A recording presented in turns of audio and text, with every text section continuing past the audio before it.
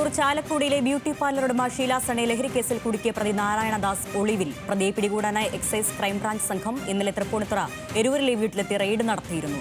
കേസിൽ ഹൈക്കോടതി മുൻകൂർ ജാമ്യം നിഷേധിച്ചതിനെ തുടർന്നായിരുന്നു നടപടി. വിവരങ്ങളുമായി കൊച്ചിയിൽ നിന്ന് സഹിൻ ആന്റണിയുടെ. സഹിൻ, ഇന്നലെ പോലീസ് റെയ്ഡ് കിട്ടുമെന്നുള്ള വിവരം അറിഞ്ഞ് ഇയാൾ മുങ്ങിയതാണോ അത് നേരത്തെ തന്നെ ഒളിവിൽ പോയ എന്താണ് സംഭവിച്ചത്? പോലീസ് ഇയാൾക്കായുള്ള തെരച്ചിൽ ഏത് തരത്തിൽ ഊർജിതമാക്കിയിട്ടുണ്ട്? ചാലക്കുടിയിലെ ബ്യൂട്ടി പാർലർ ഉടമയായ ഷീല സണ്ണിയെ ലഹരിക്കേസിൽ കുടുക്കിയ കേസിലെ പ്രതി നാരായണദാസിനോട് 7 ദിവസത്തിനുള്ളിൽ അന്വേഷണ ഉദ്യോഗസ്ഥന് മുന്നിൽ ഹാജരാകണമെന്ന നിർദ്ദേശം ഹൈക്കോടതി നൽകിയിരുന്നു. എന്നാൽ ഇയാൾ ഇതുവരെ ഹാജരായിട്ടില്ല.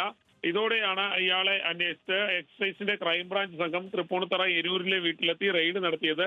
ഇയാളെ കണ്ടെത്താൻ കഴിഞ്ഞില്ല. നാരായണദാസ് ഒളിവിലാണെന്നാണ് എക്സൈസിനെ മനസ്സിലാക്കാൻ കഴിഞ്ഞിരിക്കുന്നത്. അതുകൊണ്ട് തന്നെ ഇയാളുടെ പേരിൽ ലുക്കൌട്ട് നോട്ടീസ് അടക്കമുള്ള സംവിധാനങ്ങൾ ഇറക്കാനാണ് എക്സൈസ് തീരുമാനിച്ചിരിക്കുന്നതും. മാത്രമല്ല, ഈ നാരായണദാസിന്റെ ചതിയിലൂടെയായിരുന്നു ഷീല സണ്ണി 48 ദിവസത്തോളം ജയിലിൽ കഴിയേണ്ടി വന്നത്. പിന്നീട് ഈ കേസ് കെട്ടിച്ചമച്ചതാണെന്നും ഷീല സണ്ണിയെ കൊടുക്കാൻ വേണ്ടി നാരായണദാസ് സംഘവും ചേർന്ന് ഒരുക്കിയതാണെന്ന് മനസ്സിലാവുന്നു. നാരായണദാസിന് ഒരു കൊട്ടേഷനായിരുന്നു, ഒരു ലഹരി കൊട്ടേഷനായിരുന്നു ഇത്. അതുകൊണ്ട് തന്നെ നാരായണദാസിനെ പിടികൂടാൻ തന്നെയാണ് എക്സൈസ് തീരുമാനിച്ചിരിക്കുന്നത്. അരുണ്യ, ശരി.